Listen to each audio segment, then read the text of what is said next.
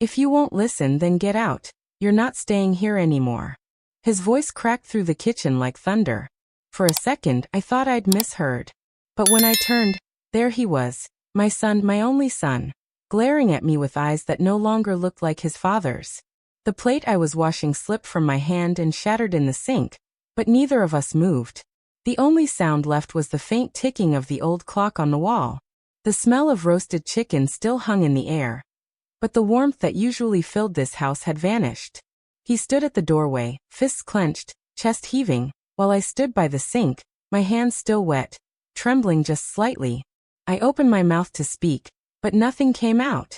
My throat felt dry, my voice swallowed by shock. I wanted to ask why. Why he was shouting, why his face carried so much anger, why I had suddenly become an intruder in my own kitchen. But I couldn't. Not this time. Instead, I wiped my hands on my apron, the same one I'd worn since he was a boy, the one he used to tug when he wanted another cookie. I folded it neatly and placed it on the counter. That small act felt like closing a book I'd spent a lifetime writing. My knees wanted to give out, but my pride wouldn't let them. I straightened my back and looked at him. He couldn't hold my gaze for long. "You make everything harder, Mom," he said, softer now but with that edge of resentment that cut deeper than any scream. "You never listen. Emily and I can't keep living like this. We've decided it's time you move out." I swallowed hard. Move out. Such simple words, but they carried the weight of a lifetime. I managed a faint smile. The kind you give when you've run out of tears. "I see," I whispered. "And when did my home become your house, David?" He shifted uncomfortably, avoiding the question. "You know what I mean. It's for the best. You'll be happier somewhere else." Somewhere else. After 30 years under this roof, after giving up sleep, savings, and youth to build this place brick by brick with his father, somewhere else was where I belonged now. The air felt heavy, pressing against my chest. My hands trembled, but I forced them still. "If that's what you truly want," I said quietly, "then I won't argue." His eyes flickered, surprise, maybe guilt, but I didn't wait to see which. I turned away, reached for the sponge, and washed the last dish as if nothing had happened. It was easier to focus on the small motions, the sound of water running, than on the sound of my heart cracking in silence. Behind me, Emily's footsteps echoed faintly in the hallway. I didn't have to turn around to see her smirk. I could feel it. That satisfaction that comes from finally winning a fight I never agreed to join. "Dinner smells nice," she said, her voice sugary and sharp. "But maybe it's best to pack your things while it's still light outside." I said nothing. The sponge slipped from my fingers and floated in the sink, a tiny surrender. I dried my hands with the towel, my embroidered one, the one I'd made when my husband was still alive, and hung it carefully in its place. There's a strange kind of peace that comes when you stop fighting for people who have already let you go. My eyes met David's one last time. For a heartbeat, I saw my little boy. The one who used to cry when he scraped his knee. The one who once said, "I'll always take care of you, Mom." But that boy was gone. In his place stood a man who had forgotten his promises, his roots, and maybe even himself. Inside, something shifted. The love didn't vanish. Love never does. But it folded in on itself, turning quiet and cold. I picked up my purse from the chair and whispered more to myself than to him. "After everything I've given, this is how it ends." I walked toward the doorway, my footsteps steady though my heart wasn't. Before I tell you what happened next, please take a moment to subscribe. I share stories from the heart. Stories that remind us that even when life breaks us, hope still finds its way back. I reached the front door, resting my hand on the knob. The sun outside was already setting, painting the hallway gold. Without another word, I opened the door and stepped out. I didn't know where I was going. I only knew I was done standing where love no longer lived. That was the moment I decided. I would leave that very night. The evening light had dimmed to a faint orange when I started up the stairs. Each step creaked under my weight, the sound echoing through the house like a reminder that it was no longer mine. My suitcase waited at the foot of the bed. The same worn leather one I'd carried since my wedding day. Its handle was cracked, the brass edges tarnished, yet it still held the strength I no longer felt in my own body. I moved slowly, folding one dress after another, pressing each with careful hands. The floral one, my husband's favorite, went first. Then the blue cardigan I'd knitted during David's first winter away at college. I packed them not because I needed them, but because I couldn't bear to leave them behind for strangers to touch. The house was quiet except for the distant murmur of the television downstairs. I could hear Emily laughing faintly, her voice smooth and victorious. I tried not to let the sound reach me. On the dresser lay a small wooden box. Inside were photographs. My husband Albert, smiling with his arm around me. David at 5, frosting smeared across his cheeks on his birthday. A picture of the three of us standing in front of this very house the day we bought it. I traced the edges of each photo, my fingers trembling. Every smile in them felt like a promise broken. Beside the box was my sewing kit, needles, faded threads, and scraps of lace. I'd once sewn wedding gowns for half the women in our neighborhood. Every stitch had helped build this home, one tiny loop at a time. Now it was just another relic of the woman I used to be. I caught my reflection in the mirror. Gray hair neatly pinned, shoulders slightly stooped, eyes red but dry. I looked like a stranger. How did I become the woman her own son wanted gone? I brushed my fingers across the glass, almost expecting my reflection to answer. The sound of footsteps startled me. David's voice floated up the stairs. "Are you almost done, Mom?" I froze. There was impatience in his tone, but also uncertainty. He hadn't expected me to go so quietly. "Yes," I called back, steady and clear. "Almost." There was a pause, then his footsteps retreated. I breathed out slowly.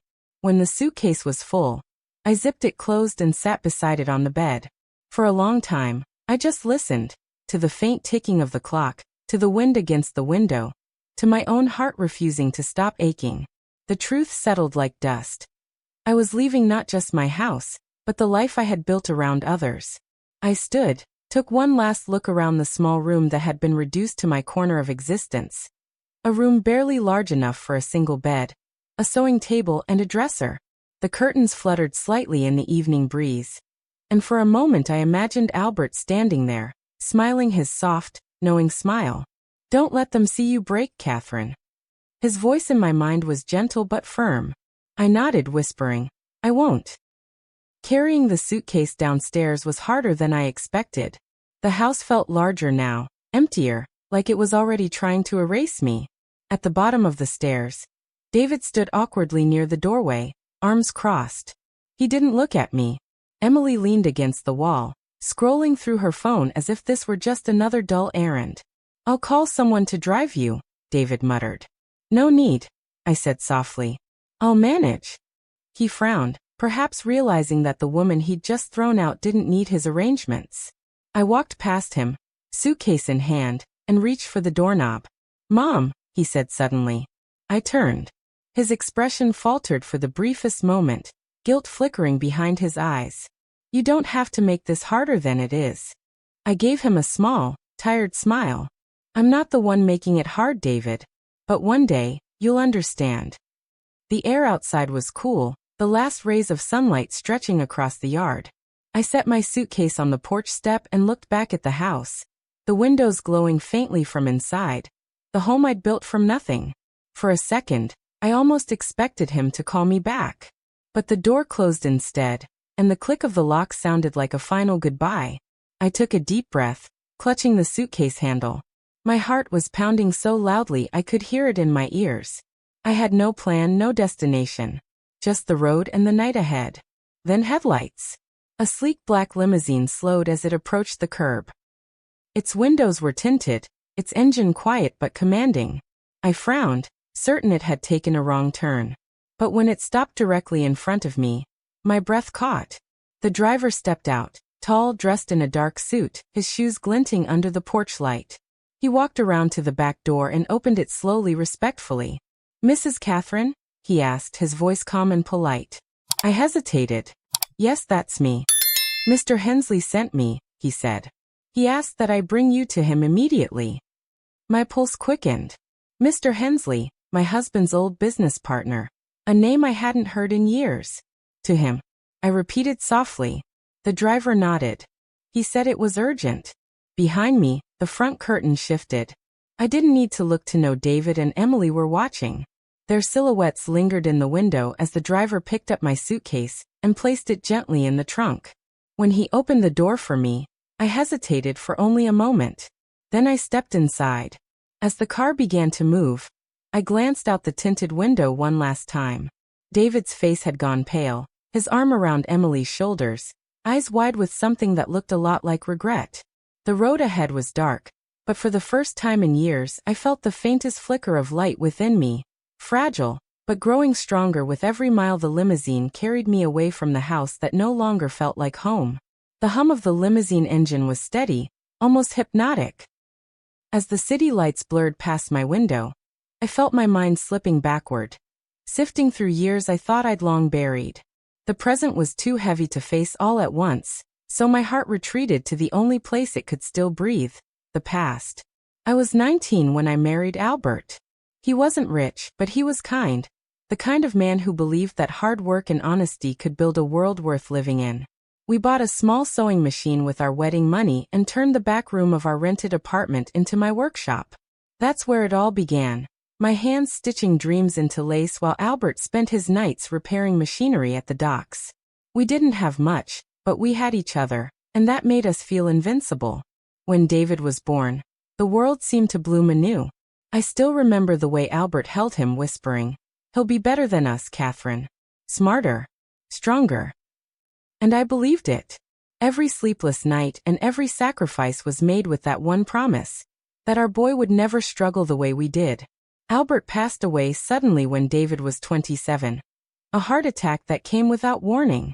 He'd just finished paying off this house, the one that now stood behind me like a ghost.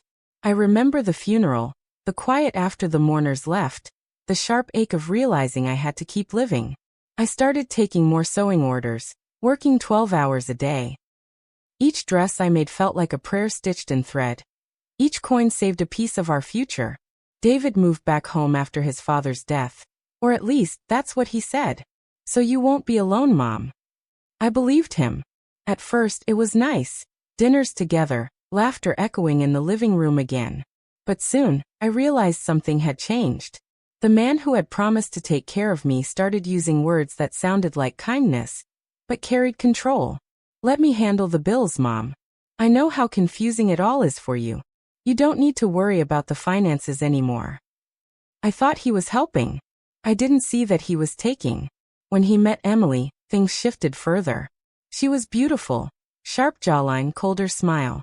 The first time she walked through my front door, I knew she was the kind of woman who valued comfort more than love. "You have such a cozy place," she'd said, glancing around like she was appraising it, not admiring it. Within months, my home no longer felt like mine. Furniture was moved without asking, curtains replaced, my small sewing corner relocated to the basement because it cluttered the living room. Still, I said nothing. I told myself this was family, and family meant compromise. 3 years after their wedding, I sold my apartment downtown. It was small, but it had been my safety net, my only real independence. David had come to me one evening, all enthusiasm and charm. "Mom, Emily and I want to open a small business," he'd said. "A family boutique. If you invest in it, you'll be part of something lasting. Our future." I hesitated, but his voice sounded so much like his father's that I gave in. I sold the apartment, transferred every dollar, nearly $180,000, into his account. He hugged me tight and said, "You won't regret this, Mom." I regretted it within a year. The boutique never opened. The money went into renovations, he said.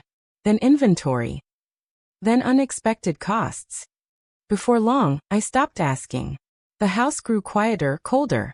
My role shifted from mother to tenant, from tenant to burden. Every time I offered to cook or clean, Emily smiled that tight smile and said, "Of course you can help, Catherine. It gives you something to do." One night, about 6 months before everything fell apart, I overheard a conversation that cracked something inside me for good. They were in the living room. I was washing dishes. Emily's voice carried, calm and casual. "It's time we talked about her staying here. It's not sustainable, David. We need that space." David sighed. "I know, but she's my mother." "Then be a man and make a decision. Emily snapped. "We can't live under her shadow forever." I stood frozen, soap dripping from my hands. He didn't answer. The silence between them said more than words ever could. That night, I barely slept. I kept replaying the moment he promised to take care of me. The child I'd carried in my arms now plotting how to move me out of his way. But the worst part wasn't their betrayal, it was the shame. I felt foolish, weak, blind. I'd been so proud of raising him right, of giving him everything. I never imagined that everything would include the strength to throw me away. A few weeks later, I noticed my jewelry box was missing. It wasn't much, a gold brooch, a wedding ring, a pearl necklace Albert had bought me when David was born. When I asked, Emily smiled. "Oh, maybe you misplaced it. It happens at your age." At my age? The word stung. She said them often. At your age, in your condition, in your situation. Every phrase built a wall between who I was and who they wanted me to be. Small, dependent, disposable. By the time the confrontation came, I was already half broken. The shouting that day wasn't the cause. It was the result. It was the final push after years of being slowly erased inside my own home. I turned from the limo window and pressed my hand against my chest, feeling the thud of my heart beneath the thin fabric of my blouse. The truth burned deep. My son hadn't just betrayed me. He'd stolen from me, manipulated me, used me. And the man I'd raised had turned into the very kind of person his father had always warned against. One who saw kindness as weakness. The driver cleared his throat softly. "Mrs. Catherine, are you all right?" I blinked back the sting in my eyes and nodded. "Yes," I said, my voice steady but thin. "I'm just remembering the price of love." He said nothing, but in the rearview mirror, I saw him glance at me with quiet pity. Outside, the city had changed. Newer buildings, brighter lights, but I realized I hadn't changed at all. I was still the same woman who believed love could fix anything. Only now, I understood that love without respect is a slow kind of death. As the car turned down a narrow street lined with trees, I looked out at the glowing windows of passing homes. Families laughing, silhouettes moving together under warm light, and whispered to myself, I gave up everything for them. Now, it's time to remember who I was before I forgot myself. The limousine slowed as we approached the next intersection. The driver's voice was calm. "We're almost there, ma'am." I didn't know where there was yet, but for the first time in years, the uncertainty didn't scare me. It felt like the beginning of something. Not a new life exactly, but the chance to reclaim the one that had been stolen piece by piece. I turned my eyes forward, ready to face whatever came next. The limousine slowed as it turned onto an unfamiliar road, flanked by towering oaks. I could feel the night air pressing faintly against the glass. The driver's calm presence was a comfort, but my thoughts were miles away. Grief has a strange rhythm. It ebbs and flows like a tide, pulling you back into pain just when you think you've reached calm waters. We stopped at a quiet rest area beside a small cafe. The driver opened my door. "Mr. Hensley asked me to wait here for a few minutes," he said politely. "He'll join you soon." I nodded, stepping out into the cool night. My shoes crunched against the gravel. The air carried the faint scent of rain. I sat at one of the benches near the cafe, the world dim except for a flickering street lamp overhead. That's when the weight of everything hit me, not as a thought, but as a physical ache. My shoulders slumped, my chest hollowed, and for the first time in years, I let myself cry. Not quietly, not politely, but with the raw, uncontrollable sobs of someone who had lost more than a home. I wasn't just mourning the betrayal. I was mourning the woman I used to be. I remembered the day I moved into that house with Albert. We had carried the furniture ourselves, laughing as we struggled with the sofa. He'd kissed me on the forehead and said, "This will be the house we grow old in." Now the man was gone, the house was gone, and the son we had raised together had become a stranger. I wiped my eyes with my sleeve, ashamed even in my solitude. "You're stronger than this, Catherine," I told myself. But strength felt like a myth that only belonged to the version of me that used to exist. The world around me buzzed faintly, a passing car, the distant murmur of music, but I felt completely invisible, like a shadow that had outlived its body. A soft voice startled me. "Ma'am, are you all right?" It was a young waitress stepping outside to take the trash out. She couldn't have been older than 20. Her concern was genuine. I forced a small smile. Yes, dear. I'm Fine. Just waiting for someone. She hesitated, then handed me a napkin from her apron pocket. You looked like you needed this more than I do, she said, offering a shy smile before heading back inside. That simple kindness. A napkin from a stranger. Cracked me open again, but this time differently. Not in despair, but in gratitude. Even in the middle of loss, the world still had people who cared.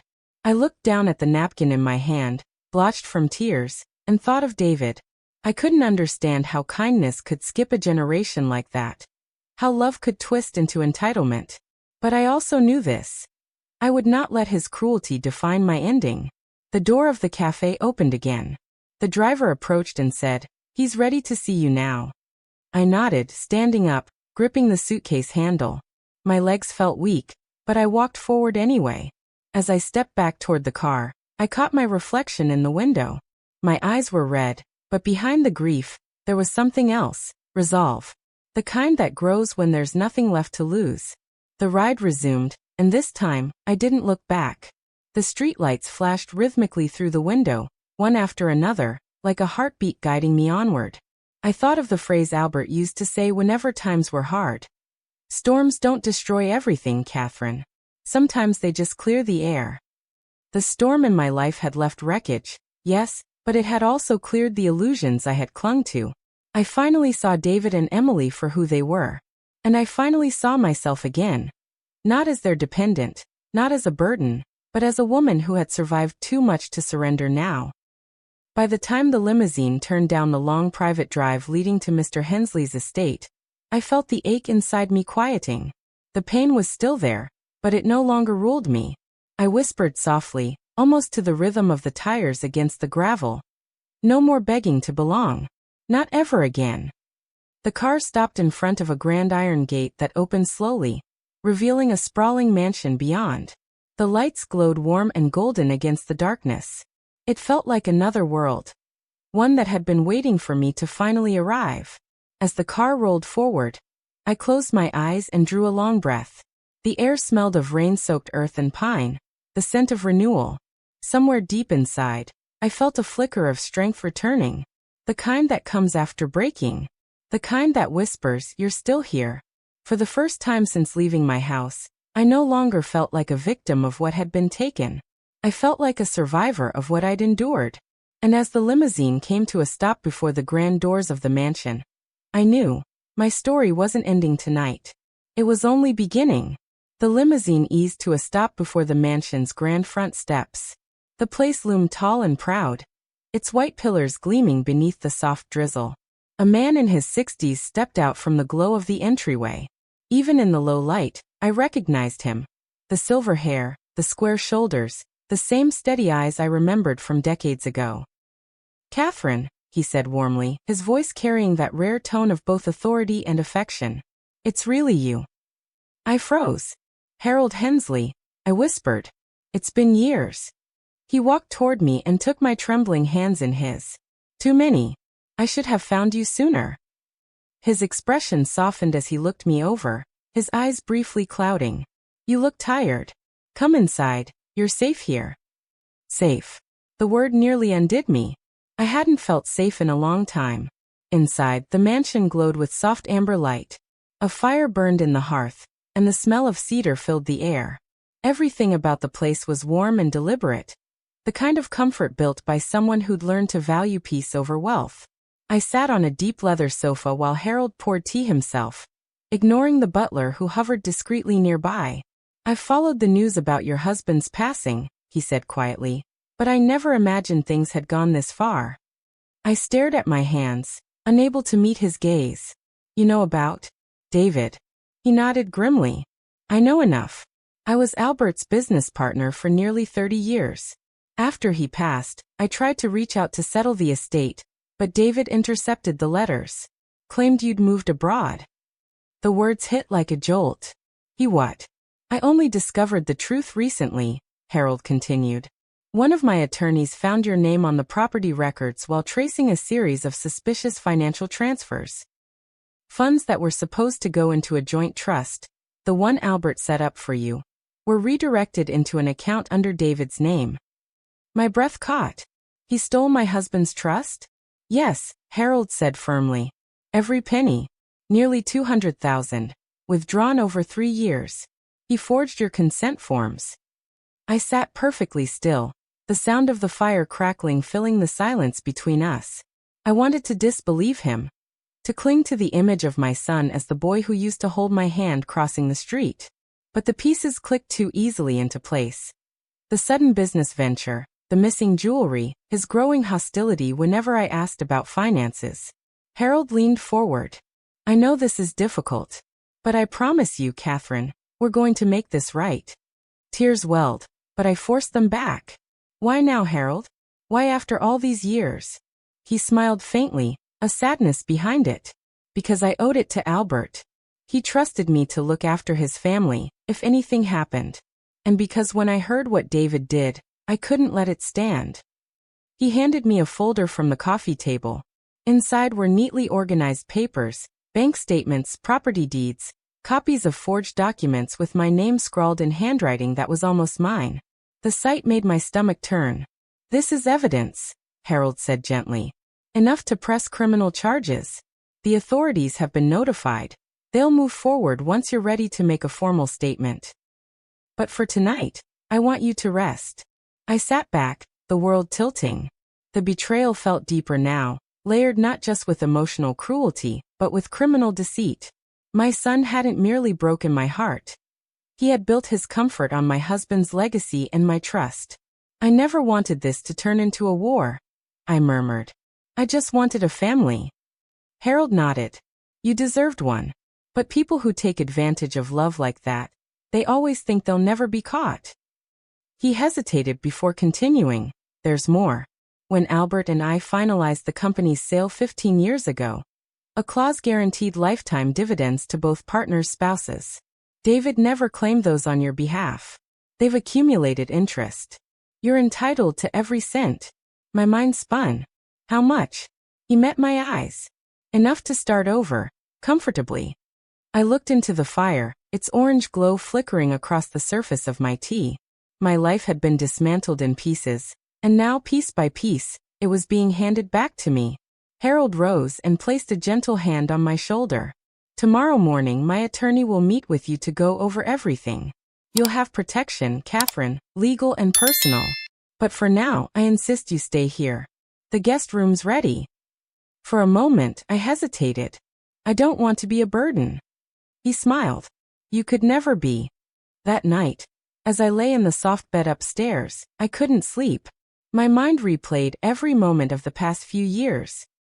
Every dismissal, every insult, every manipulation. It wasn't just emotional abuse, it was theft, fraud, and betrayal. My son had built his life by dismantling mine. But underneath the ache, something fierce stirred. Not anger exactly, but resolve. They thought I was too old to fight back, too gentle to notice. They'd mistaken patience for weakness. I rose, walked to the window, and looked out over the sprawling estate. The rain had stopped, and moonlight gleamed on the wet gravel drive. Somewhere inside me, I could feel Albert's voice again, steady, proud. Don't let them take what we built. I whispered into the quiet room. I won't. Tomorrow, I would sign the papers. Tomorrow, I would reclaim what was rightfully mine, not for revenge, but for justice. Downstairs, I heard Harold speaking on the phone, his tone measured but firm. Yes, proceed with the charges. And make sure Mrs. Catherine's name is cleared publicly. I closed my eyes and felt a single tear slip down my cheek. Not from sadness this time, but from the weight of justice finally shifting. For the first time in a long time, I felt the ground beneath me solid again. The fear was gone, replaced by something stronger, purpose. And as the house settled into silence, I knew one thing for certain. This was no longer just my story of heartbreak. It was the story of truth catching up to the people who thought they'd buried it. The next morning, I woke to the sound of soft rain tapping against the window. For a brief moment, I forgot where I was. The sheets beneath my hands were crisp, the air faintly scented with lavender, and the quiet was deeper than any I'd known in years. It wasn't until I opened my eyes and saw the grand chandelier above me that I remembered. I was at Harold Hensley's estate, not in my son's house. I dressed and went downstairs, drawn by the smell of fresh coffee. Harold was already seated at the long oak table, reading over some papers. When he looked up, he smiled. "Morning, Catherine. How did you sleep?"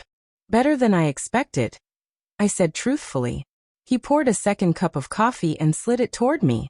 "We have a lot to discuss today, but first, breakfast. You'll need your strength." His lawyer, a woman named Dana Willis, arrived shortly after. She was in her 40s, sharp-eyed but kind in her demeanor. She opened a leather folder filled with documents. "Mrs. Collins," she began, "Mr. Hensley explained your situation. We've gathered enough evidence to open a full criminal case against your son for fraud, embezzlement, and forgery." The words didn't shock me anymore. After all, betrayal had already taken its sharpest form. Now there was only truth and justice.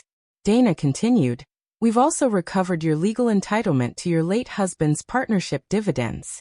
The court has frozen your son's accounts pending investigation. You'll regain access to the funds within the month."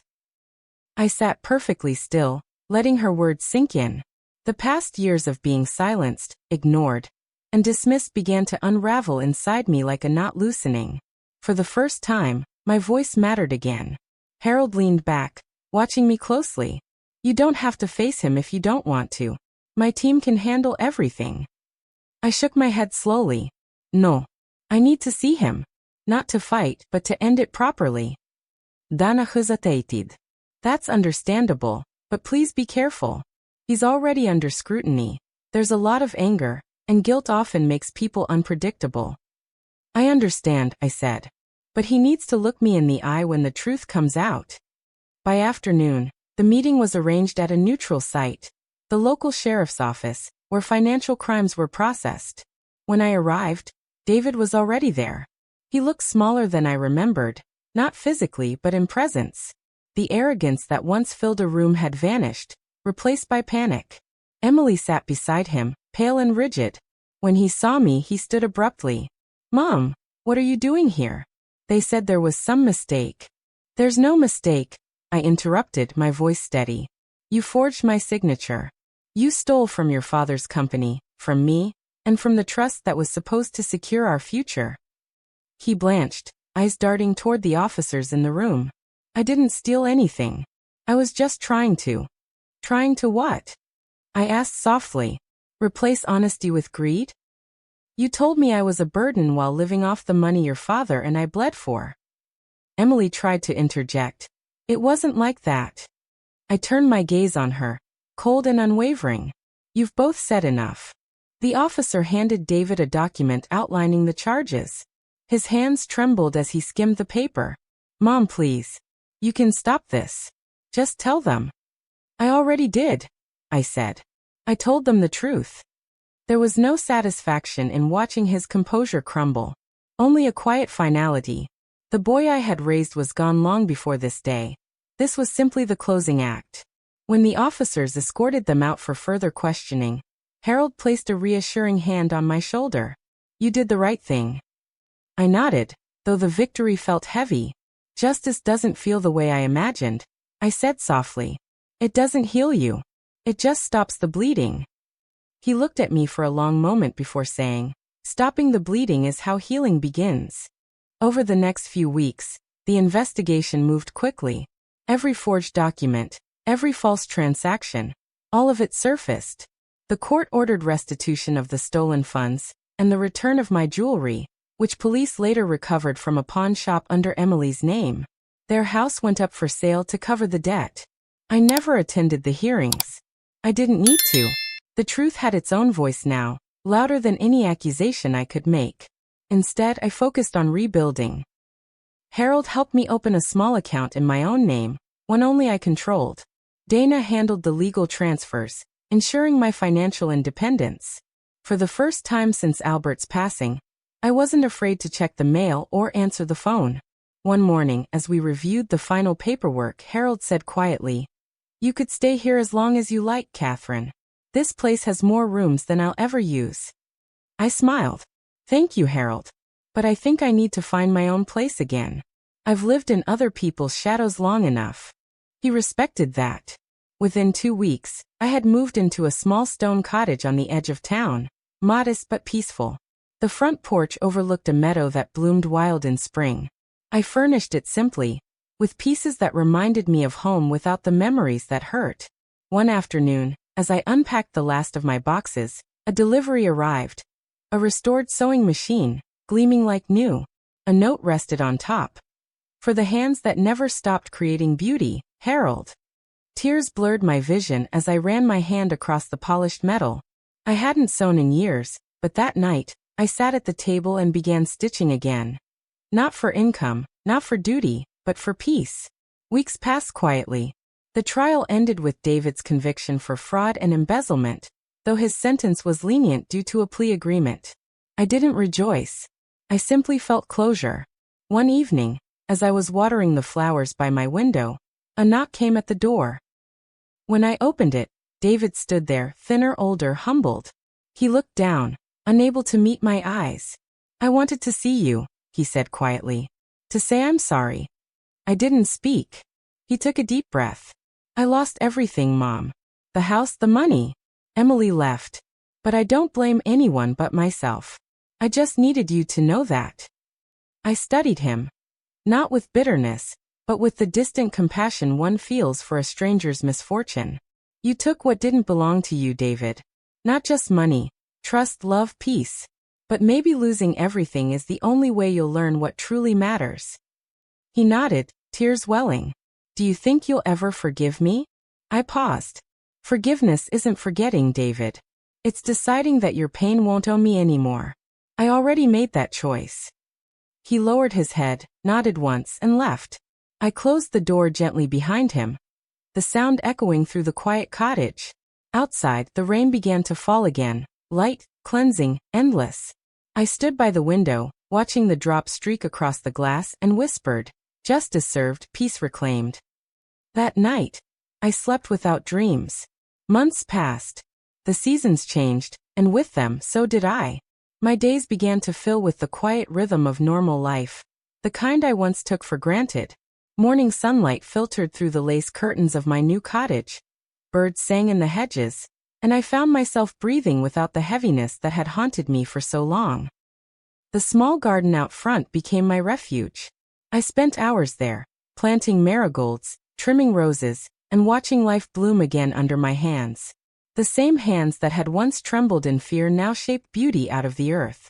Each morning, I brewed tea and sat on the porch with my sewing, feeling the warmth of peace I'd thought I'd lost forever. Justice had been served, but it wasn't the trial that gave me peace. It was reclaiming my sense of worth. I had learned that survival isn't about escaping pain. It's about choosing not to let it define you. One afternoon, while I was hemming a tablecloth for the neighbor across the road, a knock came at the door. When I opened it, 2 familiar faces stared back. My grandchildren, David's kids. They looked nervous, clutching a small bouquet of daisies. "Hi, Grandma," the little girl said softly. "Dad told us we could visit." For a moment, I couldn't speak. I simply knelt and gathered them into my arms. Their innocence washed over me like sunlight breaking through clouds. "Of course you can visit," I whispered. "You're always welcome here." They ran through the house, laughing, exploring every corner like it was a treasure chest. I watched them from the doorway, remembering when David was that small. When I believed love could protect us from everything. Maybe it still could, in its truest form. Later that evening, as I walked them back to the car, David stood by the gate. He looked different. Older, quieter, as if life had finally humbled him. He nodded respectfully but said nothing. That was enough. Forgiveness doesn't always need words. Sometimes it's simply the absence of anger. After they left, I stood beneath the old oak tree that shaded my porch. The air was cool, scented with lilacs. I thought of Albert, of the promise we'd made to grow old in peace. Maybe we hadn't done it together, but somehow, I was keeping that promise now. Harold visited occasionally, bringing small gifts, fresh bread, tea leaves, or just good conversation. There was no romance between us, only an unspoken bond forged in truth and loyalty. He'd ask, "How are you managing, Catherine?" And I'd smile and say, "Better than ever." And I meant it. One evening, He stopped by with news that the company Albert had helped build had launched a foundation in his honor. They were naming a scholarship for children of single parents, the Albert Collins Memorial Grant. My eyes filled with tears as Harold handed me the brochure. He'd be proud, I said quietly. He always believed every child deserved a chance. As the years passed, my story began to circulate quietly around town. Some called it tragic, others inspiring, but to me, it was simply the truth. A warning, perhaps, but also a reminder that even when life takes everything from you, dignity is something no one can steal unless you give it away. Sometimes I still think of that night. The shouting, the suitcase, the limousine waiting in the dark.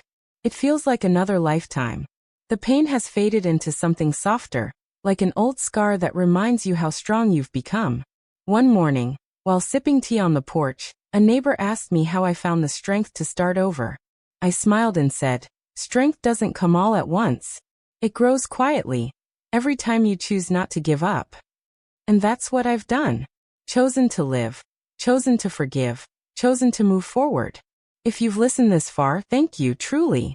And before I end this story, let me ask you to subscribe.